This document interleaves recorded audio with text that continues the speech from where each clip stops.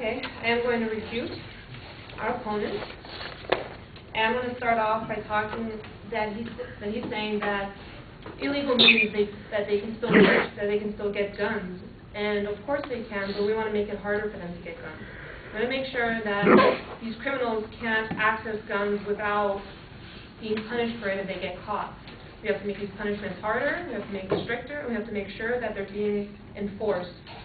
Instead of a 3-strike law, if you try to buy a gun or try to illegally obtain a gun, maybe get a 1-strike law. He also mentions that homicides are really low in comparison to deaths with guns, but that's not our major concern. Our major concern is also that we want to make sure that people at home are safe. We want to make sure that these people can't accidentally kill themselves. You know, we talked earlier about the hunt.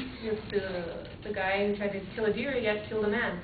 You know, we have to make sure that these people are protected from the guns, not only criminals on the streets or people who are trying to kill someone by robbing a store.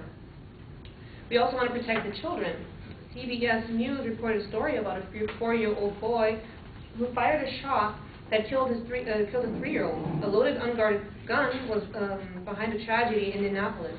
Police say a 4-year-old boy fired a shot that killed his 3-year-old playmate. The boy picked up a .45 caliber handgun that had been left on the kitchen table and pointed it at the girl's head before firing. Many states have passed legislation making it a crime to leave a loaded weapon within easy access of a minor. Yes, but it's also illegal to drive a car without a seatbelt, yet we still all do it. And again, we all text while we drive as well. We also said about the suicides. In 2005, an average of 46 Americans per day committed suicide. I mentioned that, accounting for 53% of all completed suicides. Gun suicide during this period accounted for 40% more deaths than gun homicide. And yes, it might be psychologically, but we can prevent them from killing themselves with a handgun if they're not available in that intense moment of depression. We also talked about it was an impulse feeling, and if they decide to do the cutting or the drugs, if they're really serious about killing themselves, then they will do so, but their chances of survival are still higher versus a handgun. And he also mentioned that, again, different countries, different norms. I'm from a different country, and I can actually go jogging naked probably at 3 in the morning and nothing will happen to me. You know, no one needs a gun. Versus here, if you do that, you know, it's very, very dangerous. So you can't compare England and Australia to the United States. And they also mentioned that gun was needed for protection in regards to when someone's robbing you. And we also found statistics, the Gun Control Debate You Decide by Lee Nesbitt.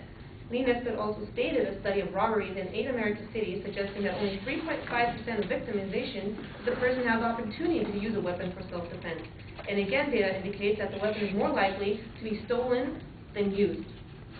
If you're panicking and you lock that thing away in a vault, you're not getting to it fast enough if someone's trying to rob you.